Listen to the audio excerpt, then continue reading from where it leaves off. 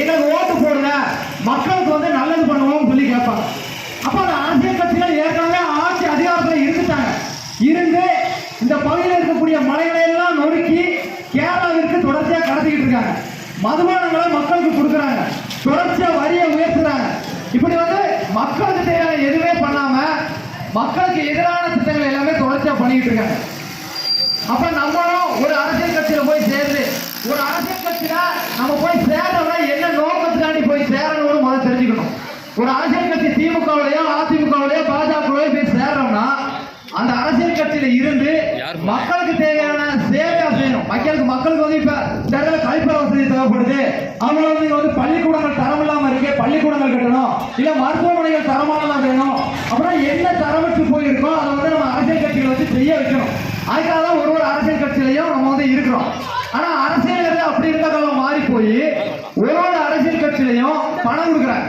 திமுகவா தேர்தலுக்கு எவ்வளவு பணம் கொடுப்பாங்க, அதிமுகவா தேர்தலுக்கு எவ்வளவு பணம் கொடுப்பாங்க, பாஜகவா தேர்தலுக்கு எவ்வளவு பணம் கொடுப்பாங்க, அப்போல காங்கிரஸா எவ்வளவு தேர்தலுக்கு பணம் கொடுப்பாங்க. இப்படி வந்து தேர்தல்னாவே ஓட்டுக்கு வந்து பணம் கொடுப்பாங்க அப்படிங்கிற மாதிரி ஆயிப்போகுது. ஒரு தெருவுலையும் போய் நாங்க எல்லா பகுதிகளையும் வாக்கு சேகரிக்கிறோம். படிச்சவங்க எல்லாம் என்ன சொல்றாங்கன்னா எங்க ஓட்டு சீமானுக்கு தான், மைக்சினத்துக்கு தான் போடுவோம். ஆனா அன்றைக்கு கூலி வேலை பார்க்கக்கூடிய அன்றாட காட்சிகள் என்ன பண்றாங்கன்னா எவ்வளவு ரூபா பணம் கொடுப்பீங்க, 200 கொடுப்பீங்களா 500 கொடுப்பீங்களான்னு கேட்காங்க. அப்ப மக்கள் வந்து ஓட்டு போடனாவே பணம் வாங்கிட்டு தான் போடணும் அப்படிங்கிற சூழ்நிலைக்கு மாறிட்டாங்க. அப்ப மக்கள் வந்து நல்லா சிந்திச்சுக்கங்க, இந்த மண்ணில் நமக்கு வந்து திராவிட கட்சிகளும் தேசிய கட்சிகளும் தேவையான சிந்திங்க. ஒருத்தர் சிந்திச்சுக்கங்க, தேசிய கட்சிகள் திராவிட கட்சிகள் தேவையா அப்படின்னு. ஏன்னா இங்க இருக்கக்கூடிய திராவிட கட்சிகளுடைய வரலாறு தெரிஞ்சுக்கங்க. ஐயா பெருந்தலைவர் காமராஜர் அவர்கள் வந்து இங்க இருக்கக்கூடிய செங்கோல் யானையில உடைப்பு ஏற்படுது அவருடைய ஆட்சி காலத்துல. அப்ப அந்த உடைப்பு ஏற்பட்டு கேரளாவை நோக்கி தண்ணி போகும்போது அதுல வந்து தடுப்பணம் கட்டி அந்த மலையினுடைய உடைப்பை சரி செஞ்சு இங்க இருக்கக்கூடிய மாவட்டங்களுக்கு வர்ற மாதிரி செய்யறாங்க. அதுக்கடுத்து திமுக ஆட்சி அதிகாரத்தில் வருது. ஆனா அவங்க வந்து அந்த உடைப்பை வந்து சரி செய்யல. அதிமுக வந்து சரி செய்யல. அப்ப அந்த அணையினுடைய உடைப்பை சரி செய்யறதுக்கு அதிமுக ஆட்சி காலத்துல எம்ஜிஆர் அவர்கள் வந்து நிதியை வந்து கேரளா கொடுத்தாரு. கேரளா என்ன செய்யறாங்கன்னா நிதியை வாங்கிட்டு அணையை வந்து கட்டல. அதிமுக என்ன பண்ணாங்கன்னா ஐயா எம்ஜிஆர் அவர்கள் வந்து நிதியை கொண்டு போய் கேரளா அரசு கொடுத்தாரு. அங்க அணையினுடைய உடைப்பை சரி செய்யற உரிமையா அப்படியே கொண்டு போய் கேரளா அரசு தான் கொடுத்தாரு. அதுக்கப்புறம் ஐயா கருணாநிதி அவர்கள் ஆட்சி அதிகாரத்துக்கு வராங்க. அவங்க என்ன செய்யறாங்கன்னா கேரளா அரசு அந்த பணத்தை திருப்பி கொடுக்க நம்மளால அணையை வந்து கட்ட முடியாது திருப்பி கொடுக்க. அப்படி பண்ணதான் 32 ஆண்டு காலமாக அணையை கட்டல. அப்ப அந்த அணையை யார் ஆட்சி அதிகாரத்துக்கு வந்தாலும் பண்ண மாட்டாங்க. மக்களுக்கு தேவையான அடிப்படை எதுவுமே பண்ண மாட்டாங்க. இதுதான் அரசியலா இருக்கு. அடுத்த தலைமுறை வந்து என்ன செய்யணும்னா ஒரு மாற்றம் தேவை. எங்க அப்பா அம்மா வந்து உதயசூரியனுக்கு ஓட்டு போட்டாங்க, ரெட்டலைக்கு ஓட்டு போட்டாங்க, தாமரைக்கு ஓட்டு போட்டாங்க, கைச்சினத்துக்கு ஓட்டு போட்டாங்க. அப்படி இருந்த சூழல் எல்லாம் மாத்தி சீமான் ஒரு அரசியல்வாதி வாராரு. இந்தியாவிலே ஒரு அரசியல் கட்சி கூட தேர்தலில் வந்து தனிச்சு நிற்கிறார். ஆனா தமிழ்நாட்டுல ஒரே ஒரு தமிழன் மட்டும் தேர்தலை தனிச்சு சந்திக்கான். உலகத்துல இந்த இந்தியாவிலே கிடையாது. எந்த ஒரு அரசியல் கட்சியும் 234 சட்டமன்ற தொகுதி 234 சட்டமன்ற தொகுதியிலையும் தேர்தலை சந்திக்கும் போது தனிச்சு நின்றது கிடையாது. 10 கட்சி கூட்டணி. இப்ப 40 தொகுதி பாராளுமன்ற தேர்தலா 10 கட்சி கூட்டணி, திமுக 10 கட்சி கூட்டணி, அதிமுக 10 கட்சி கூட்டணி, அது மாதிரி பாஜக 10 கட்சி கூட்டணி. இப்ப ஐயா கிருஷ்ணசாமி அவர்கள் வந்து முதல்ல வந்து பாஜகவில் இருந்தாங்க. பாஜகவில் இருந்த போது சீட்டு கொடுக்க மாட்டாங்க அப்படின்னு சொன்னாங்க. அவர் வந்து அப்படி என்ன செய்யறாருன்னா பாஜகவில் இருந்து அதிமுக வராங்க. வந்த உடனே கிருஷ்ணசாமி அவர்கள் வந்து ரெட்டலையில நிற்காரு. இல்ல இப்ப பிஜேபி இருக்கிறாங்கன்னா பிஜேபி இருக்கிறாங்கன்னா தாமரையில ஓட்டு கேட்டிருப்பாரு. அப்ப அவருடைய கொள்கை அப்படிங்கிறது கிடையாது, கோட்பாடு அப்படிங்கிறது கிடையாது. அதுக்கப்புறம் பாஜகவில் வந்து அண்ணன் ஜான் பாண்டியன் அவர்கள் நேரடியா வராங்க. அண்ணனை வந்து நேரடியா கட்சியில இறக்கிட்டு அண்ணன் ஜான் பாண்டியன் அவர்களுக்கு எம்பி சீட்டு கொடுத்தாங்க. காரணம் என்னன்னா பாஜக வந்து எதற்காக அண்ணன் ஜான் பாண்டியனுக்கு எம்பி சீட்டு கொடுக்குறாங்க அப்படின்னா பிஜேபியை பொறுத்த வரைக்கும் அவங்களுக்கு தேவை சாதி மதம் தான். இப்ப பிஜேபி என்ன செய்வாங்கன்னா வட மாநிலங்கள்ல வெற்றி பெறணும் அப்படின்னா ஒரு எம்எல்ஏக்கும் 100 கோடி கொடுப்பாங்க. 10 எம்எல்ஏக்கு 1000 கோடி, 100 எம்எல்ஏனா கணக்கு பிடிக்குங்க. அப்ப அவங்க வந்து ஒரு எம்எல்ஏக்கும் 100 கோடி பணம் கொடுத்துதான் அவங்க இருக்கக்கூடிய எம்எல்ஏக்களை விலைக்கு வாங்குறாங்க. அதே மாதிரிதான் தமிழ்நாட்டில் என்ன பண்றாங்கன்னா ஒரு ஜாதி கட்சியினுடைய தலைவரையும் விலைக்கு வாங்கிட்டு இருக்காங்க. தமிழ்நாட்டில் இப்ப எடுத்து பார்த்தோம்னா பிஜேபி என்ன பண்றாங்கன்னா இப்ப குக்கர் சின்னம் கேள்விப்பட்டிருப்போம். அந்த டிடிவி தினகரன் அவர்கள் நேரடியா வந்து பிஜேபி வந்து சேராங்க. அப்ப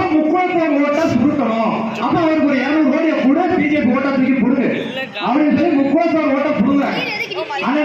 அண்ணன் சரத்குமார் அவர்கள் இருக்காங்க. சரத்குமார் அவர்கள் 13 ஆண்டு காலமா அரசியல் கட்சி ஆரம்பிச்சு எம்எல்ஏவா எம்பியா இருக்காங்க.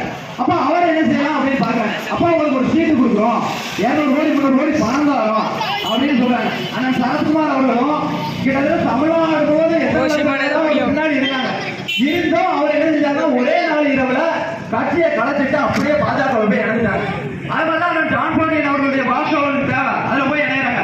அது மாதிரி யாதவர் சமூகத்துல கோணார் சமூகத்துல ஒரு அரசியல் கட்சியை ஜாதி கட்சியை எடுக்கிறாங்க. இந்த மாதிரி எல்லா ஜாதி கட்சிகளையும் வச்சுதான் அவங்க வந்து வாக்கு அப்படிங்கிறது கேட்பாங்க. ஏன்னா அவங்களுக்கு தேவை வாக்கு மட்டும்தான். இங்க இருக்கக்கூடிய அரசியல் கட்சிகள் எல்லாம் இதற்கு முன்னாடி எப்படி இருந்தாங்கன்னு மக்கள் நல்லா தெரிஞ்சுக்கங்க. திராவிட முன்னேற்ற கழகத்துல கருணாநிதி அவர்கள் இருக்காங்க. ஐயா பெருந்தலைவர் காமராஜர் அவர்கள் வந்து முதலமைச்சராக இருக்காங்க. அப்ப வந்து அவர் முதலமைச்சராக இருக்கிற நேரத்துல திமுக சேர்ந்த கருணாநிதி வந்து என்ன சொல்றாருன்னா, பெருந்தலைவர் காமராஜர் அவர்கள் வந்து ரஷ்யாவுக்கு போகும்போது என்ன சொன்னாங்கன்னா, இந்த விஷயம் எல்லாருக்குமே தெரிஞ்சிருக்கும். திமுகவில் இருக்கக்கூடிய எங்க சொந்தக்காரங்களுக்கும் தெரிஞ்சிருக்கும். என்ன சொன்னாங்கன்னா, ஐயா பெருந்தலைவர் காமராஜர் அவர்கள் வந்து ரஷ்யாவுக்கு சுற்றுப்பயணம் போறாங்க. கருணாநிதி என்ன சொல்றாருன்னா, இதுக்கு முன்னாடி வந்து ரஷ்யாவிற்கு வந்து எருமை நாட்டினுடைய தோலை தான் அனுப்புவாங்க, ஆனா இப்ப வந்து எருமை நாட்டையே அனுப்புறாங்கன்னு பேசினவர் தான் கருணாநிதி. அந்த திமுகவுல தான் எங்க அண்ணன் தம்பி மாமன் மச்சான் எல்லாருமே போய் இருக்கோம். அதை தெளிவா புரிஞ்சுக்கங்க. அப்ப காமராஜரை எந்த அளவுக்கு கேவலப்படுத்துறார் திமுக பாத்துருங்க. அப்ப அடுத்து வரக்கூடிய தலைமுறையாக இருக்கக்கூடிய நாங்க அவருடைய அடிச்சுவட்டில கூட பயணிக்க மாட்டோம். காமராஜர் ஆட்சியை கொடுக்கணும்னா நேர்மையான ஆட்சியை கொடுக்கணும். அப்ப நாங்க திமுகவில் பயணிச்சா அது முடியாது. ஏன்னா அவன் கொள்கையும் கிடையாது, கோட்பாடும் கிடையாது. பணத்தை கொடுப்பான், ஓட்டை வாங்குவான், மலையை வெட்டி கிடக்குவான், மதுபானத்தை வாங்கி வாயில எல்லாரும் வாயிலும் ஊட்டுவாங்க. அதான் கொள்கை. அப்ப அடுத்த தலைமுறை பிள்ளைகள் வந்து அண்ணன் சீமான் அவர்களை நோக்கி தான் போவாங்க. அப்ப அடுத்தபடியா பிஜேபி கட்சி இந்த தமிழ்நாட்டிற்கு என்ன தேவைக்காக இருக்கு?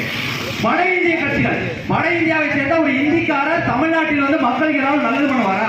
தமிழ்நாட்டில் ஆண்டுகிட்டு இருந்த திமுகவும் பண்ணல, அதிமுகவும் பண்ணல, யாருமே பண்ணல. அப்ப வட இந்திய கட்சிகள் தமிழ்நாட்டிற்கு வர வேண்டிய நோக்கம் என்ன அப்படின்னு மக்கள் சிந்திக்கணும். ஒரே நோக்கம் தான், தமிழ்நாட்டில் கனிம வள கொள்ளை நடத்தணும், மீத்தேன் ஹைட்ரோ கார்பன் எடுக்கக்கூடிய திட்டங்களை கொண்டு வரணும். இங்க இருக்கக்கூடிய மேற்கு தொடர்ச்சி மலையில நியூட்ரனோ திட்டத்தை கொண்டு வந்து மலையை நொறுக்கணும். பூமி தாயினுடைய இதை வந்து அறுத்து உள்ள வந்து பல மைல் தொலைவுக்கு ஓட்டம் போட்டு அதுல வந்து மீத்தேன் எரிகாட்டை எடுக்கணும். அப்படி மீத்தேன் எரிகாட்டை பூமியில எடுத்துட்டோம்னா கிட்டத்தட்ட சுற்றி இருக்கக்கூடிய பகுதிகளில் குடி தண்ணீர் அப்படிங்கிறது இருக்காது, மரம் செடிகளோட ஒண்ணுமே வளராது. அப்ப மீத்தேன் ஹைட்ரோ கார்பன் திட்டத்தை தமிழ்நாட்டுக்கு கொண்டு வருவாங்க. அது மூலம் பல லட்சம் போய் சம்பாதிப்பாங்க. ஆனா இந்த மீத்தேன் எடுக்கக்கூடிய திட்டமோ ஹைட்ரோ கார்பன் எடுக்கக்கூடிய திட்டமோ கேரளாவில் கிடையாது, ஆந்திராவில் கிடையாது, அது கர்நாடகாவிலையும் கிடையாது. அதே போல பக்கத்துல கூடங்குளம் அணுமின் நிலையம் இருக்கு. கூடங்குளம் அணுமின் நிலையத்தை எண்ணத்துக்காண்டி வழிந்து தமிழ்நாட்டின் மீது திணிக்காத அப்படின்னு பார்க்கணும். அப்ப கூடங்குளம் அணுமின் நிலையம் இருக்குன்னா அந்த கூடங்குளம் அணுமின் நிலையத்துல உற்பத்தி ஆகிற அணுக்கழிவை மண்ணில புதைச்சோம்னா 58,000 ஆண்டுகளுக்கு அந்த அணுக்கழிவினுடைய பாதிப்பு இருக்கும். அந்த பகுதியில் வந்து புல் கூட முளைக்காது, தண்ணீர் இருக்காது, காற்று பாதிக்கப்படும். அங்க பிறக்கக்கூடிய குழந்தைகள் வந்து ஊனமுற்றவர்களா பிறப்பாங்க. அப்ப இந்த மாதிரி நாசகர திட்டங்களை பிஜேபி தமிழ்நாட்டுக்கு கொண்டு வராங்க. இதே நாசகர திட்டத்தை கேரளாவிலேயோ கர்நாடகாவிலேயோ ஆந்திராவிலேயோ கொண்டு வர முடியாது. அப்ப காரணம் என்னன்னா, திமுகவும் பாஜகவும் கள்ள கூட்டணியில இருக்காங்க. நீங்க சொல்லலாம் திமுக பாஜகவில் இருக்கக்கூடிய ஒரே அரசியல் கட்சி, திமுகவை இருக்கக்கூடிய ஒரே அரசியல் கட்சி பாஜக தான். அது மாதிரி பாஜகவை இருக்கக்கூடிய ஒரே அரசியல் கட்சி திமுக தான் சொல்லுவாங்க. ஆனா 1999 வாஜ்பாய் வந்து பிரதமராக இருந்த காலத்துல திமுக பிஜேபியோட கூட்டணி வச்சிருக்கு, திமுக காங்கிரஸோட கூட்டணி வச்சிருக்கு, திமுக எல்லா ராஜி கட்சிகளோடையும் மத கட்சிகளோடையும் கூட்டணி வச்சிருக்கு. அதே அதிமுக எல்லா அரசியல் கட்சிகளோடையுமே கூட்டணி வச்சிருக்கு. அப்புறம் பாஜகவும் எல்லா அரசியல் கட்சிகளோடையும் கூட்டணி வச்சிருக்காங்க. இப்படி எல்லா அரசியல் கட்சிகளோடையும் கூட்டணி வச்சுட்டு மக்களுக்கு அவங்களால என்ன பண்ண முடியும்னு சிந்திங்க. அதுபோல இன்னொரு வரலாறு சொல்றேன். நம்ம இருக்கக்கூடிய பெரியப்பா சித்தப்பா மாமா மச்சான் அண்ணன் தம்பி அக்கா தங்கச்சி எல்லாருமே பிஜேபி தான் இந்துக்களை காப்பாற்றும் அப்படின்னா பிஜேபி வந்து நல்லா தெளிவா தெரிஞ்சுங்க. காமராஜரையே கோயிலுக்குள்ள விடக்கூடாத காலமெல்லாம் இருந்தது. அதாவது என்னன்னா வெளிப்படையா சொல்லணும்னா நாடார்களை வந்து கோயிலுக்குள்ள விடல, அந்த அப்படி கூட இருந்த காலகட்டம் தான் இருந்தது. அப்போ வந்து இந்துத்துவாக இருந்தது.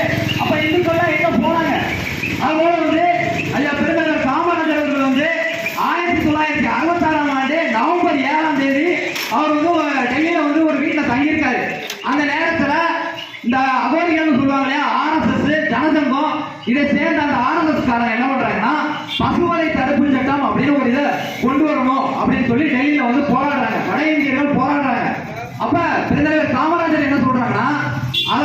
மனித குலத்துக்கே எதிரானது. ஒருத்தன் வந்து மாட்டுக்கறி சாப்பிடணுமா ஆட்டுக்கறி சாப்பிடணுமா அப்படிங்கறது அவனவன் தனிப்பட்ட விருப்பம். இதை வந்து நிறைவேற்ற முடியாதுன்னு சொல்றாங்க. அப்ப அகோரியா உடல்ல ஆடை அணியாதவங்க அந்த சாமியார்கள் என்ன பண்றாங்கன்னா RSS ஜனசங்கத்தை சேர்ந்தவங்க மொத்தமா வந்து சூறையாடுறாங்க. டெல்லி பாராளுமன்றத்துல கள்ளக்கொண்டு வீசுறாங்க, தீய எறிகிறாங்க, தீய வச்சு கொளுத்துறாங்க.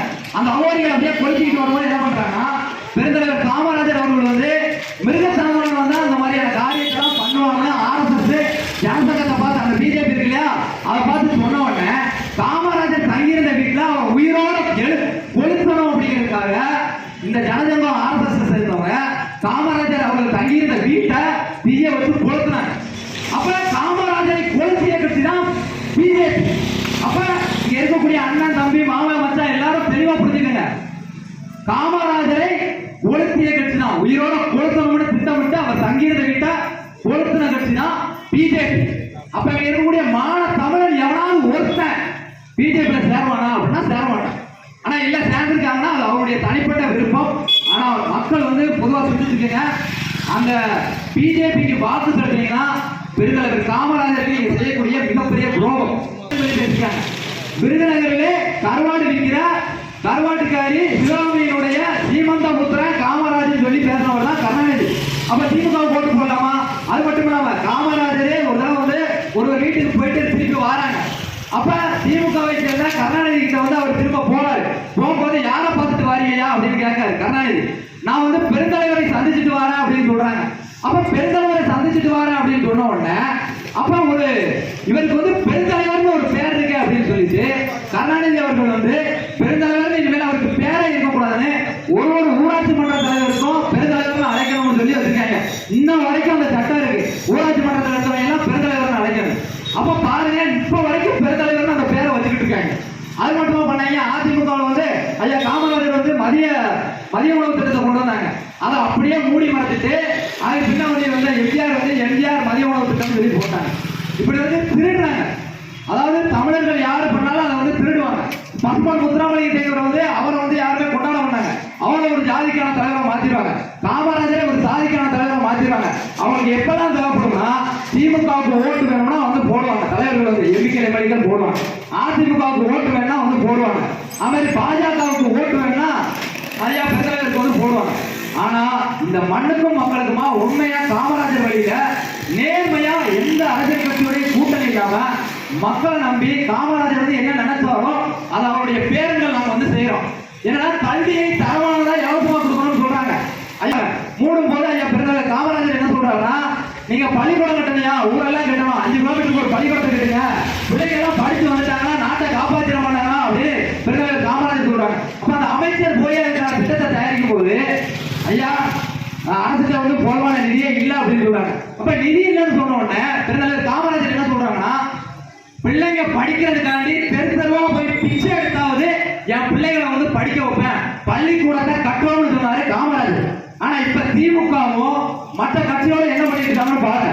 ஊர் முழுவதும் டாஸ்மாக் கடை, தமிழ்நாட்டில் எங்க உணவு டாஸ்மாக் கடை வச்சு அவங்க இது பண்றாங்க. ஒரு மதுபான பாட்டிலுடைய விட நல்லா தெரிஞ்சுக்கங்க, அரசு தான் தயாரிக்கு, திமுக தான் தயாரிக்கு. திமுக உள்ள எம்எல்ஏக்கள் எம்பிக்கள் அதை இருக்கக்கூடிய அமைச்சர்கள் தான் தயாரிக்காங்க. அதிமுக தான் தயாரிக்கிறான், பிஜேபி சேர்ந்தவங்க தயாரிக்கிறாங்க. தயாரிக்கக்கூடியது அவங்கதான். அந்த மதுபான பாட்டியினுடைய விலை 12 ரூபா தயாரிக்கிறது, அதை விற்கிறது 20 ரூபாய்க்கு விற்க வேண்டிய இதை அரசே டாஸ்மாக் கடைகள் என்ன பண்றாங்கன்னா 180 ரூபாய்க்கு விற்கிறாங்க, எக்ஸ்ட்ரா 10 ரூபாய் வச்சு விற்கிறாங்க, அவ்வளவு பிளாக்ல விற்கிறாங்க. அப்போ மதுபானங்களை விற்கிறாங்க மக்களுக்கு. அந்த ஒரு மதுபானத்தை குடிச்சிட்டீங்கன்னா, ஒரு முறை குடிச்சிட்டீங்கன்னா காலையில குடிச்சா மதியம் குடிப்பாங்க, நைட்டு குடிப்பாங்க, போது தெரியவே தெரியாது. 24 மணி நேரமும் குடிகாரர்களா மாறிடுவாங்க. கிட்னி ஃபெயிலியராகவும் லிவர் ஃபெயிலியராகவும் உடலில் இருக்கக்கூடிய எல்லா உறுப்புகளும் பாதிப்படையும். அப்ப இதுக்கு மாற்று என்ன? குடிக்கிறவங்களை நம்மளால திருத்த முடியாத, ஏன் கணவரை திருத்த முடியல, என்னோட மகனை திருத்த முடியல, யாரையுமே திருத்த முடியல அப்படின்னா அதற்கு வந்து மாற்று வழி அப்படிங்கிறது இருக்கு. பக்கத்தில் இருக்கக்கூடிய கேரளாவிலேயோ ஆந்திராவிலேயோ கர்நாடகாவிலேயோ பணங்கள் தென்னங்கள் அனுமதி உண்டு. அது வந்து சுத்தமா தாயினுடைய தாய்ப்பாலுக்கு நிகரானது பனம்பால்.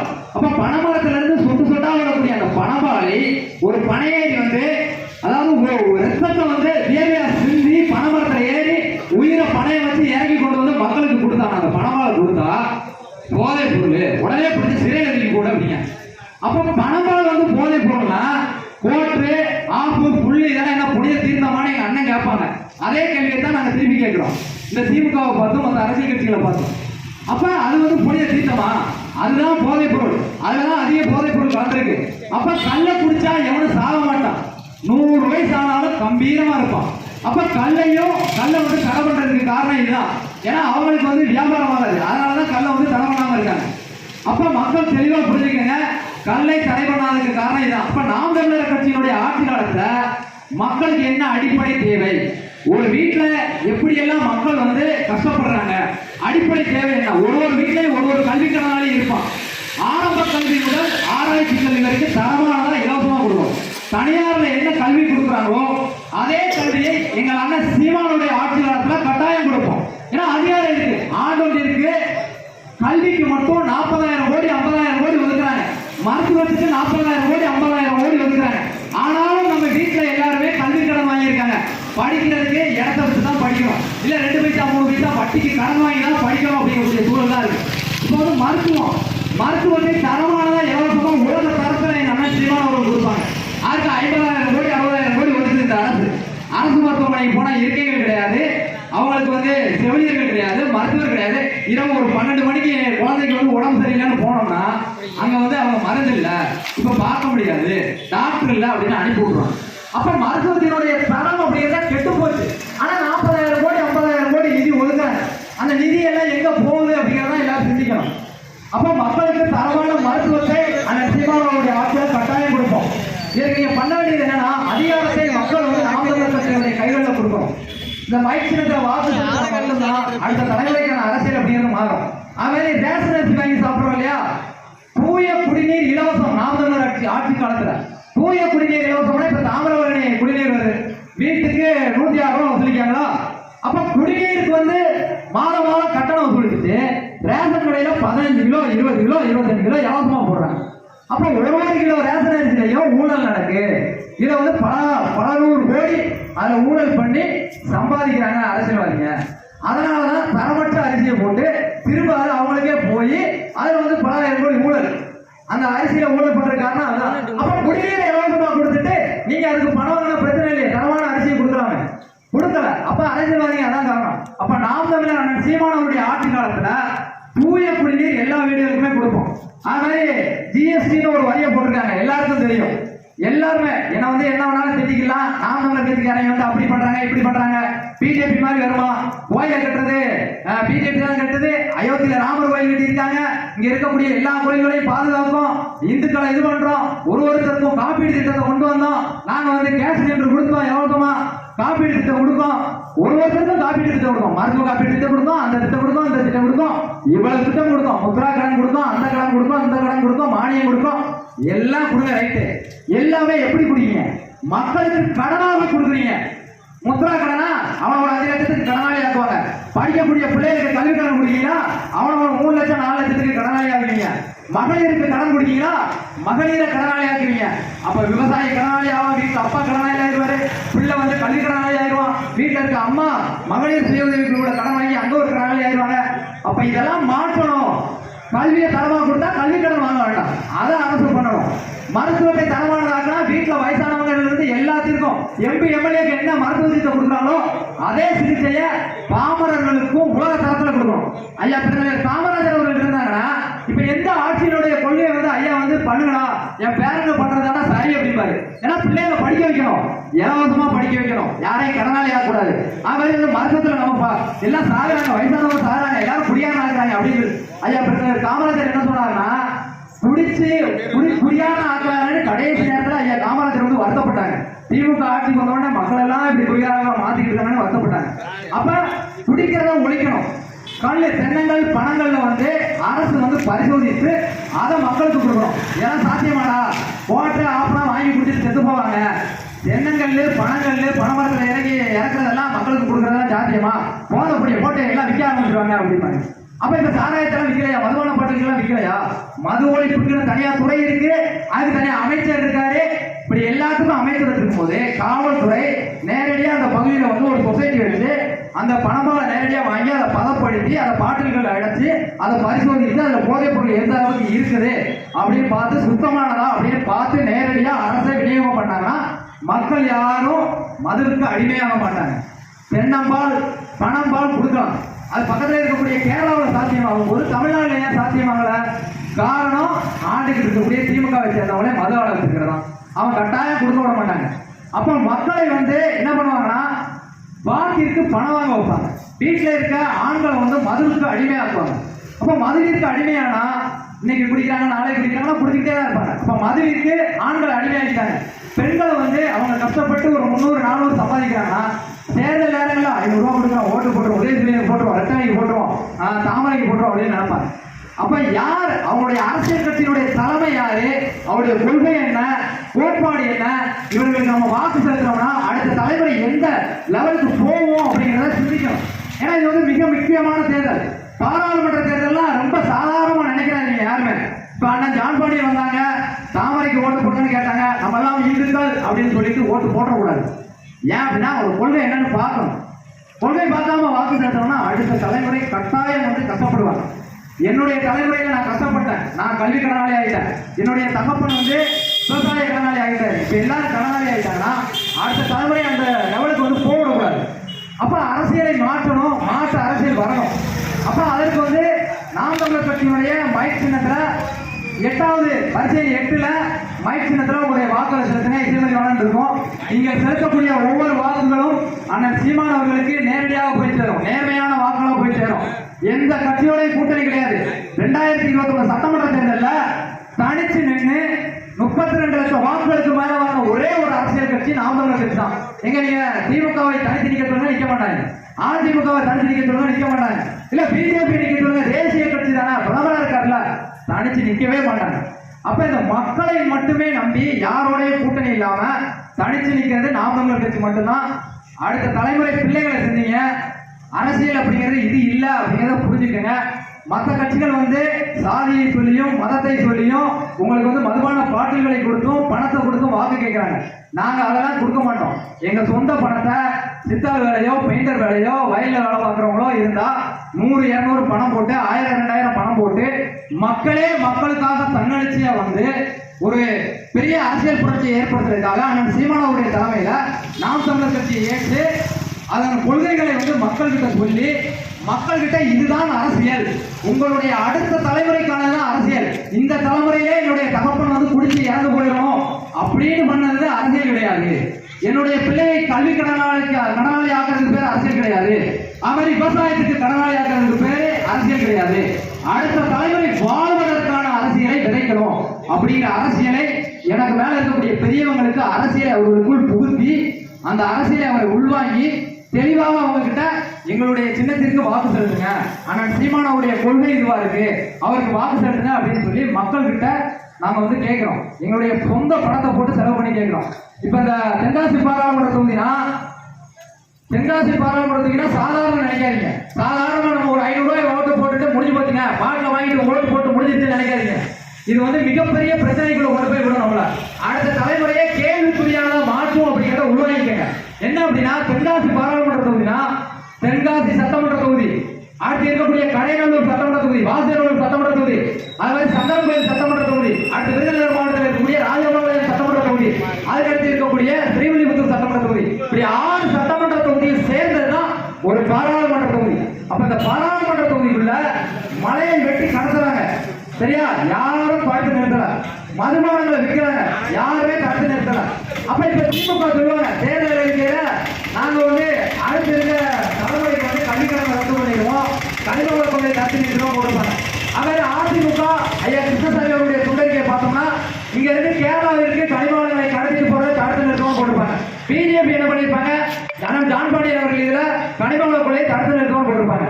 ஆனா இங்க இருந்து கனிமவள கொள்ளையை நடத்தும் போது அங்க பக்கத்துல கடைநல்லூர்ல இருக்கிறது அதிமுக, அது மாதிரி தென்காசியில இருக்கக்கூடிய எம்எல்ஏ வந்து காங்கிரஸ், நம்ம பகுதியில மதிமுக, அதுக்கடுத்து திமுக, அங்க கன்னியாகுமரியில பாஜக. கன்னியாகுமரியில 100 ஏக்கருக்கு மேல அங்க இருந்த மலைகளை நோக்கி கேரளா கிடைச்சிட்டாங்க. அப்ப எந்த அரசியல் கட்சியுமே போலியான வாக்குறுதிகளை தான் கொடுத்தாங்க. இப்ப நாம வந்து கேரளாவுக்கு போற லாரியை தடுத்து நிறுத்தணும். ஆனா அவங்க என்ன பண்ணாங்க அப்படின்னா, நீங்க கேரளாவுக்கு போற லாரியை தடுத்து நிறுத்திட்டீங்க, சரி பண்ணிட்டீங்க அப்படின்னு சொல்லி காவல்துறை வந்து அவங்க 2 பேர் மேலையும் 2 லாரிக்கு 48,000 அவ்வளவு போட்டாங்க. போட்டு நாங்க செய்ய வேண்டியதை நீங்க பண்ணிருக்கீங்க அப்படின்னு கை கொடுத்துட்டு போனாங்க. அடுத்த நாளே என்ன பண்ணாங்கன்னா, நீங்க வந்து லாரி கேரளாவுக்கு போற லாரி டிரைவர் எதுக்கு மறிச்சீங்க, மறிச்சு எதுக்கு அவங்க வந்து இறக்கி விட்டு அவங்க கிட்ட சண்டை போட்டீங்கன்னு நாம் தமிழர் கட்சியை சேர்ந்தவங்க கனிம வள கடத்தலை தடுத்து நிறுத்தினதுக்கு அவங்க மீது வழக்கு. அப்ப இவங்க தான் உங்களுக்கு வந்து கனிம வள கொள்ளை தடுத்து நிறுத்துவாங்கன்னா நிறுத்த மாட்டாங்க. அப்ப மக்கள் புரிஞ்சுக்கங்க, கனிம வள கொள்ளை தடுத்து நிறுத்த மாட்டாங்க, எந்த ஒரு வாக்குறுதியும் நிறைவேற்ற மாட்டாங்க. 5 வருஷம் இப்ப திமுக வந்து தனுஷ் செல்குமாரை தேர்ந்தெடுத்தோம். அண்ணன் தனுஷ் செல்குமார் அவர்கள் மீது என்ன வழக்கு இருந்துச்சுன்னு கூட யாருமே சிந்திக்கல. அவர் மீது என்ன வழக்கு இருந்ததுன்னா டிராக்டர்ல சட்டவிரோதமா மணல் கடத்தின வழக்கு உள்ளவர் தான் அண்ணன் தனுஷ் செல்குமார் அவர்கள். அவர் தான் 5 ஆண்டு காலம் திமுகவினுடைய பாராளுமன்ற தொகுதியினுடைய வேட்பாளராக தேர்ந்தெடுத்து எம்பி ஆக்கி டெல்லி பாராளுமன்றம் வரைக்கும் மக்களினுடைய பிரச்சனையை தொடர்காக அனுப்பினார். அவர் மணல் கடத்தல் கமிஷனு, பாலம் கட்டின கமிஷனு, ரோடு கட்ட கமிஷனு, மதுபான விற்பனை கமிஷன் அதுல மட்டுமே இது பண்ணிட்டாரு. எதையுமே செண்பகவல்லி அணை குறித்து பேசல. அப்ப நம்ம செண்பகவல்லி அணை வந்து ஏன் வந்து கட்ட முடியலன்னு நம்ம சமூக ஆர்வலர்களும் நாம் தமிழர் கட்சியை சேர்ந்தவங்களும் கேட்கும் போது கேரள அரசு வந்து என்ன சொல்றாங்கன்னா செண்பகவல்லி அணை வந்து பாதுகாக்கப்பட்ட வனப்பகுதியில இருக்கு, அந்த பகுதியில கட்டுமான பணிகள் மேற்கொள்ளக்கூடாதுன்னு. அப்ப அந்த மலையில ஏற்கனவே காமராஜர் ஆட்சி காலத்துல செண்பகவல்லி அணையில உடப்ப சரி செஞ்சிருக்காங்க. அப்ப ஏற்கனவே கட்டுமான பணிகள் இருந்த பகுதி தான். அப்ப மறுபடியும் அந்த கட்டுமானம் கட்டுறதுல என்ன பிரச்சனை, கேரள அரசு விடமாட்டேதான். காரணம் என்ன, தமிழ்நாட்டுக்காரங்க தண்ணி போகக்கூடாதுன்னு நினைக்காங்க. அப்ப இதை தடுத்து நிறுத்தணும்னா நிறுத்தலாம். அப்ப தமிழ்நாட்டில இருந்து மலையே வெட்டி கேரளாவுக்கு கடத்துறாங்க. ஆனா நம்மளால ஒரு அணையை கட்ட முடியல. அப்ப இந்த கன்னியாகுமரியில 100 ஏக்கருக்கு மேல மலையை வெட்டி கடத்திருக்காங்க. பக்கத்துல இருக்கக்கூடிய தொகுநாதன்புத்தூர்ல இருந்து தமிழ்நாட்டில் இருக்க பகுதியில பூரா மலை, இவ்வளவு பெரிய மலையை வெட்டி கடத்துறவங்க சாதாரண அணையை கட்ட முடியல. அப்ப மக்கள் சிந்திச்சுக்கங்க, அணை கட்ட முடியல, திமுகவால கட்ட முடியல, கம்யூனிஸ்டால கட்ட முடியல, யாராலையும் கட்ட முடியல. ஆனா பெருந்தலைவரோட பேர்கள் நாங்க வந்து ஆட்சி அதிகாரத்தை கொடுத்து எங்களை எம்பியாவோ எம்எல்ஏவோ ஆக்குனீங்கன்னா மக்களின் குரலாய் டெல்லி பாராளுமன்றத்தில் போய் இந்த செண்பகவல்லி அணையை வந்து கட்டியே தீர்வோம்.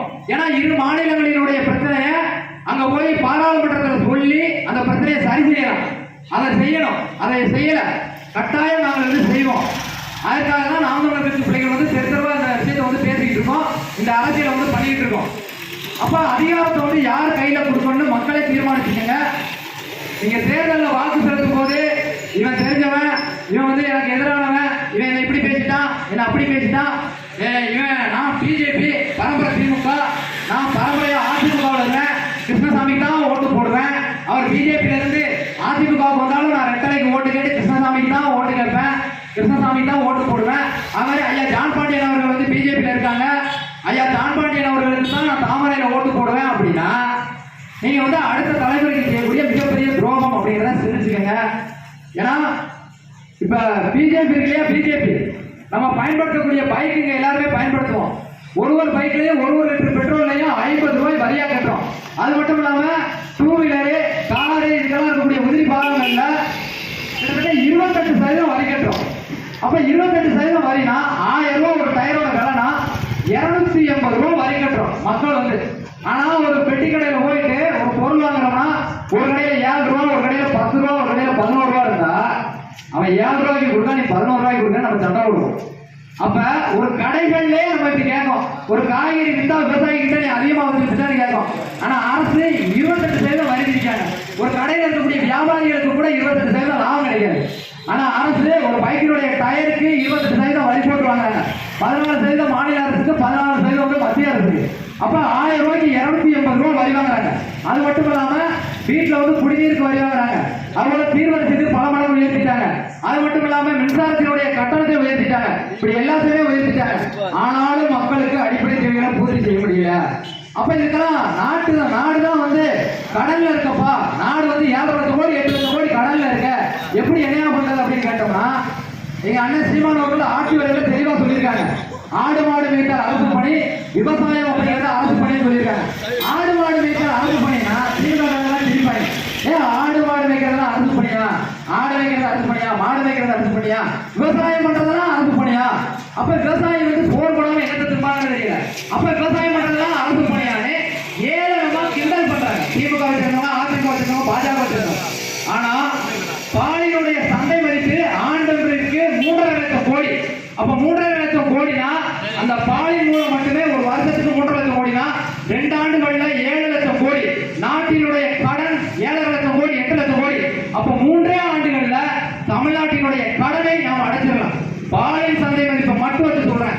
இது போல பணங்கள் தென்னங்கள் அதன் மூலம் வரக்கூடிய வருமானம், அது மாதிரி விவசாயத்தை வந்து அரசு பணியா மாற்றுறது கட்டாயம் சாத்தியம். ஆடு மாடு வைத்த கட்டாயம் வந்து சாத்தியம். ஏன்னா 1 கிலோ ஆட்டுக்கறி 200 ரூபாய் 800 ரூபாய்க்கு விற்காங்க. அப்ப அரசே விட்டாங்கன்னா அதுல நஷ்டமே வராது கட்டாயம். அதுபோல இப்ப அரசே வந்து விவசாயம் பண்றதுதான் அரசு பணியான்னு கேட்கறாங்க இல்லையா? அப்ப நான் ஒரு கேள்வி கேட்கிறேன். இதுக்கு முன்னாடி கொஞ்ச நாளைக்கு முன்னாடி ஒரு 10 ஆண்டுகளுக்கு முன்னாடி 15 ஆண்டுகளுக்கு பின்னோக்கி போனோம்னா டாஸ்மாக் கடை மது விற்பனை அப்படிங்கிறது தனியார் வச்சிருந்தாங்க. அங்க போய் யாராவது குடிச்சிட்டு வந்து ரோட்ல விழுந்தாங்கன்னா ரொம்ப கேவலமா பார்த்தாங்க. அப்படி இருந்த காலம் போய் அந்த மதுபானத்தை திமுகவை சேர்ந்தவங்க, மக்கள் சேவை செய்யக்கூடிய அமைச்சர்கள், திமுக சேர்ந்த எம்எல்ஏ எம்பி அவங்க பண்ணிக்கிட்டு அதை டாஸ்மார்க்ல அதை விற்கிறத வந்து அரசு பணியா மாத்திட்டாங்க. அப்ப அதை அரசு பணியாக்கும் போது விவசாயத்தை அரசு பணியாக்குறது சாத்தியம் தான். ஒரு பகுதியில் நெல் விளைஞ்சுன்னா அந்த நெல் கொள்முதல் நிலையம், பருத்தி விளைஞ்சா அந்த நிலம் சார்ந்த தொழிற்சாலை, அது மாதிரி கரும்பு விளைஞ்சா அதுக்கு நிலம் சார்ந்த தொழிற்சாலை, இப்படி வந்து என்ன அந்த மண்ணில் விளையுதோ அந்த மண் சார்ந்த தொழிற்சாலைகளை அமைத்து அதன் மூலம் வந்து நம்ம பல லட்சம் கோடி வந்து வருமானத்தை ஈட்டலாம். இப்ப தமிழ்நாட்டினுடைய வளங்களை அழிக்காம இந்த வளத்தை வச்சு மட்டுமே நாட்டினுடைய கடன் அப்படிங்கிறத அடைச்சிடலாம். அது மட்டும் இல்லாம மின்சாரத்துக்கு வந்து தட்டுப்பாடு ஏற்படுது, மின்சாரத்துக்கு வந்து அணு உலைகளை நம்பி இருக்கும், அணுமின் நிலையம் இருக்கணும் இப்படிலாம் சொல்லுவாங்க. ஆனா 1 மெகாவாட் மின் உற்பத்தி பண்ணணும்னா அதற்கு வந்து 5 ஏக்கர் நிலமும் அதுபோல 5 கோடி ரூபாய் பணமும் இருந்தா போதும் 1 மெகாவாட்டை உற்பத்தி பண்ணலாம். அப்ப 1000 மெகாவாட்டை உற்பத்தி பண்ணணும்னா 5000 ஏக்கர் நிலமும் அதுபோல வந்து 5000 கோடி பணமும் இருந்தா போதும் 5000 மெகாவாட் மின்சாரத்தை தமிழ்நாட்டில் நம்மளால உற்பத்தி பண்ண முடியும். அதுக்கு வந்து அனல்மின் நிலையம் தேவையில்லை, அணுமின் நிலையம் தேவையில்லை, இந்த மண்ணை பால்படுத்துகின்ற எதுவுமே தேவையில்லை. அப்ப மின்சாரம் அப்படிங்கிறத நம்மளே உற்பத்தி பண்ணிக்கலாம். தமிழ்நாட்டினுடைய மின் உற்பத்தியினுடைய தேவை